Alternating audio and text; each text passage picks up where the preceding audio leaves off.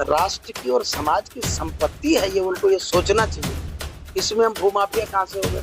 इतनी जमीन जायदाद है सब समाज की तो दी हुई दान की, तो उन्हें समाज के ऊपर मुकदमा करना चाहिए, तुमने मठों में इतनी जमीनें क्यों दी? इसमें मेरा क्या दोष है? मैं तो 25-26 साल से आया हुआ महंत हूँ, फिर निकल जाऊंगा। मैं न जमीन बेचता हूँ, न खरीदता हूँ, न इसको बर्बाद करता हूँ। ये मुगल कालीन मठ है, यहाँ मुगल कालीन बादशाहों ने सर नतमस्तक किया है।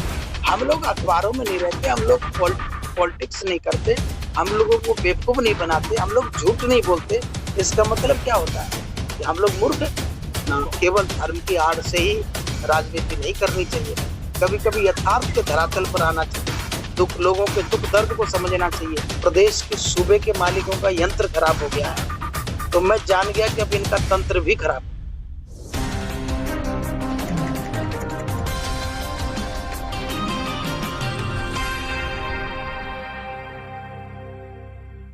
जरा सोचिए, यदि एक मंदिर को कह दिया जाए कि यह अवैध है तो जनमानस को कैसा महसूस होगा। जरा सोचिए, एक मठ को कह दिया जाए कि यह अवैध है तो जनमानस को कैसा महसूस होगा।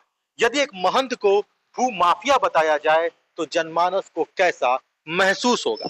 कुछ ऐसा ही हुआ है उत्तर प्रदेश के जनपद गाजीपुर में। गाजीपुर जनपद के हटियाराम मठ के महामंडलेश्वर स्वामी भवानी नंदन यति जी महाराज ने गंभीर आरोप लगाए हैं। यह आरोप किसी व्यक्ति विशेष पे नहीं है, यह आरोप है योगी सरकार पर। आरोप है कि योगी सरकार ने उनके खिलाफ एफआईआर दर्ज की और उस एफआईआर में उन्हें भू माफिया बताया गया। सबसे बड़ा सवाल, क्या राजनीति धर्म से ऊपर है? यदि है तो फिर राजनीति में धर्म का प्रयोग क्यों किया जाता है? खैर, आप देखिए ये पूरी रिपोर्ट। ये जनपद गाजीपुर का प्रसिद्ध हथियाराम मठ है, जहां आम जनमानस के साथ बड़े बड़े दिग्गज भी आते हैं और मत्था भी टेकते हैं। कहा जाता है कि उनकी मुरादें भी पूरी होती हैं। जानकारों का मानना है कि इस मठ का इतिहास बहुत पुराना है। मुगल काल में बड़े बड़े नवाब भी यहाँ आया करते थे, लेकिन अब इस मठ के ऊपर कई गंभीर सवाल खड़े हो गए हैं। महामंडलेश्वर का कहना है कि योगी सरकार ने उन्हें भू माफिया बना दिया है।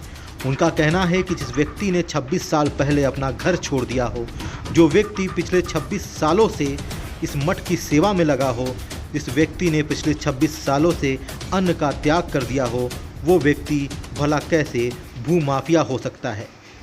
हाँ, मुझे कमलापति त्रिपाठी जी के तीसरी पीढ़ी के राजेश पति त्रिपाठी जी ने बहुत सारे कागजात हाई कोर्ट के भिजवाए हैं, और विजय शंकर पांडे जी जो वाराणसी के कांग्रेस के तत्कालीन अच्छे नेता रहे हैं, वो भी मेरे पास यहाँ रुक करके उन्होंने डिस्कशन करके फाइल वगैरह हम लोगों ने रीट दाखिल की थी हाई कोर्ट में, जिसपे कि मेरा नाम भी एफआईआर में दर्ज था और जिसमें भू माफियाओं की चर्चा थी।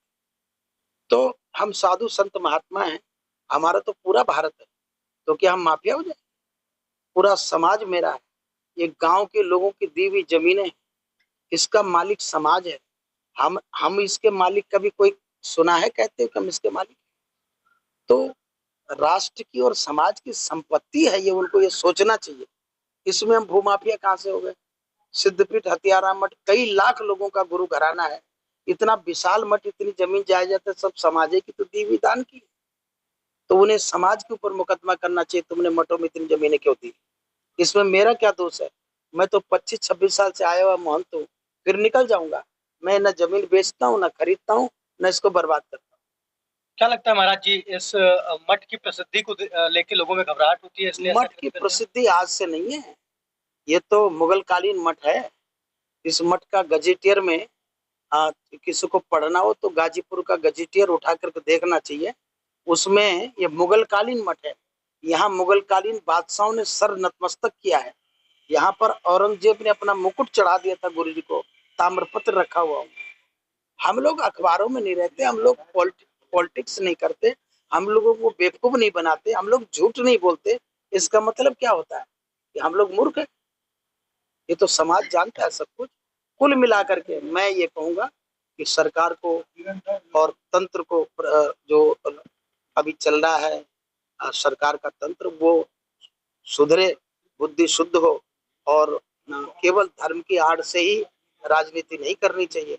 कभी कभी यथार्थ के धरातल पर आना चाहिए, लोगों के दुख दर्द को समझना चाहिए।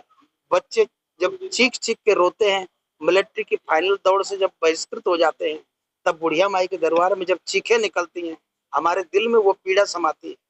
तब मैं देखता हूँ कि भारत का युवा लड़खड़ा गया बेरोजगारी के कारण से। भारत का युवा मरमाहत है पढ़ लिख करके।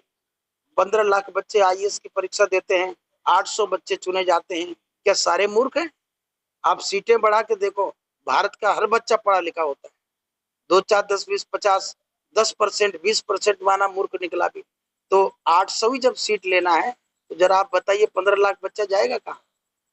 तो फ्रस्ट्रेट होकर के भारत का युवा भटक गया है, उसके लिए काम करें।